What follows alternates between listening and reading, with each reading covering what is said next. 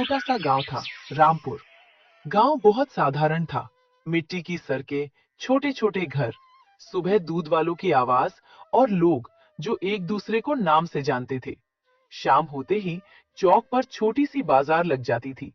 और इसी रामपुर गांव में रहता था अर्जुन। अर्जुन की उम्र 24 साल थी।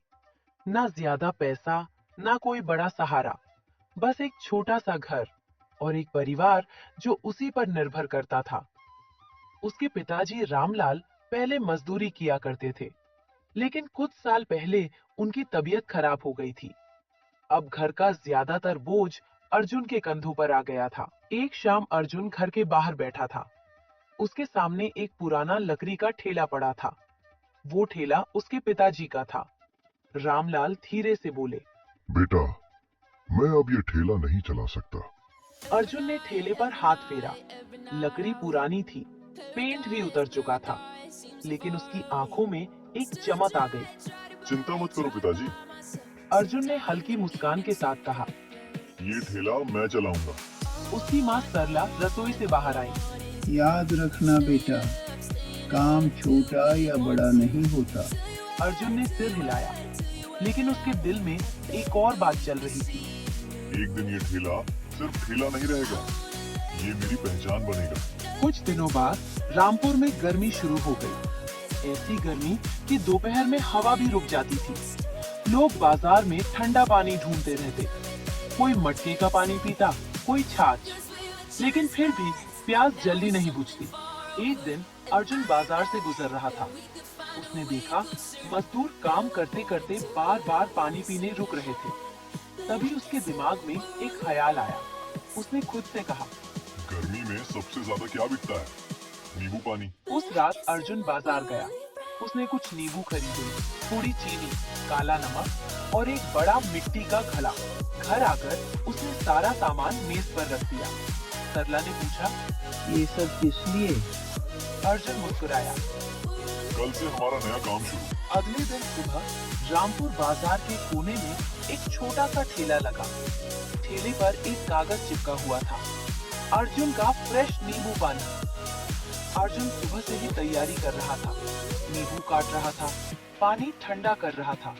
उसका दिल तेज धड़क रहा था। पहला ग्राहक कब आएगा, यही सोचकर वो थोड़ा घबराया हुआ था। 1 घंटा बीत गया, कोई नहीं आया। 2 घंटे भी बीत गए। तभी एक छोटा लड़का वहां आया। उसने पूछा, भैया, एक गिलास मिलेगा? अर्जुन के चेहरे पर चमक आ गई। बिल्कुल। उसने एक गिलास में नींबू पानी बनाया। लड़का धीरे धीरे पीने लगा। फिर उसकी आंखें बड़ी हो गईं। वो जोर से बोला, अरे वाह, बहुत टेस्टी है। उसकी आवाज सुनकर पास खड़े 2 मजदूर भी आ गए। उन्होंने भी नींबू पानी पिया। एक मजदूर हंसते हुए बोला, भाई, गर्मी में तो ये दवा है। अर्जुन बस मुस्कुरा दिया। उस दिन उसने सिर्फ 15 गिलास बेचे, लेकिन उसके लिए वो 15 गिलास किसी जीत से कम नहीं थे। अगले दिन 20 गिलास बिके। फिर धीरे धीरे अर्जुन के ठेले पर लाइन लगने लगी।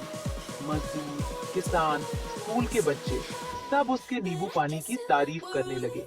एक बूढ़ा आदमी एक दिन गिलास पीते हुए बोला, बेटा, तुम्हारा नींबू पानी सच में दिल ठंडा कर देता है। अर्जुन हंस पड़ा। उसका आत्मविश्वास बढ़ने लगा। शाम को घर आकर उसने पैसे माँ को दिए। सरला हैरान हो गई। अरे इतने पैसे? अर्जुन मुस्कुराया। बस शुरुआत है माँ। लेकिन रामपुर बाजार में सब लोग खुश नहीं थे। बाजार के दूसरे कोने पर एक पुरानी शरबत की दुकान थी। उस दुकान का मालिक था रघु। रघु कई सालों से शरबत बेच रहा था। पहले उसकी दुकान पर अच्छी भीड़ होती थी, लेकिन अब लोग कम आने लगे थे। एक दिन रघु ने दूर से अर्जुन के ठेले की तरफ देखा। वहां लाइन लगी हुई थी। लोग हंस रहे थे, बातें कर रहे थे। रघु का चेहरा सख्त हो गया। उसने अपने हेल्पर से पूछा, आज कितना बिका? हेल्पर ने धीरे से कहा, बस 10 गिलास। 10? रघु ने गुस्से में मेज पर हाथ मारा। फिर उसने अर्जुन के ठेले की तरफ देखा। वो धीरे से बोला, कल का लड़का और इतनी भीड़। हेल्पर ने कहा, लोग कह रहे हैं उसका नींबू पानी बहुत टेस्टी है। रघु की आंखें सिकुड़ गईं। वो धीरे से बोला, उसका स्वाद अच्छा नहीं बल्कि बहुत खराब है। ये बात कल पता लग जाएगी। अगली सुबह रामपुर बाजार में एक अजीब सी बात फैलने लगी। लोग धीरे धीरे एक दूसरे से कहने लगे, तुमने सुना? अर्जुन नींबू पानी में स्वाद के लिए केमिकल मिलाता है। किसी को पता नहीं था कि ये बात किसने शुरू की, पर अफवाह हवा की तरह फैलने लगी। दूसरा बोला, सच में? पता नहीं, पर लोग कह रहे हैं। धीरे धीरे कुछ ग्राहक रुकने लगे। कुछ लोग शक से अर्जुन के ठेले को देखने लगे। अर्जुन हैरान था। उसने एक आदमी से पूछा, क्या हुआ? वो आदमी धीरे से बोला, लोग कह रहे हैं तुम नींबू पानी में केमिकल डालते हो। अर्जुन एक पल के लिए चुप हो गया। उसने सीधा जवाब दिया, मैं सिर्फ नींबू पानी, चीनी और नमक यूज करता हूँ। लेकिन अफवाह सच से तेज भागती है। दूर खड़ा रघु ये सब देख रहा था। उसके चेहरे पर हल्की सी मुस्कान थी। वो धीरे से बोला, अब देखते हैं अर्जुन, तुम्हारा ठेला कितने दिन चल पाता है। और रामपुर के बाजार में एक नया खेल शुरू हो चुका था। ये अफवाह धीरे धीरे पूरे रामपुर गांव में फैल गई थी। सुबह बाजार खुल ही रहा था कि एक पुलिस जीप चौक के पास आकर रुक गई। लोग रुक गए। किसी को समझ नहीं आ रहा था कि क्या होने वाला है। फूड इंस्पेक्टर जीप से उतरा और सीधे अर्जुन के ठेले की तरफ बढ़ गया। तुम अर्जुन हो? जी। शिकायत है कि तुम नींबू पानी में हानिकारक केमिकल मिलाते हो।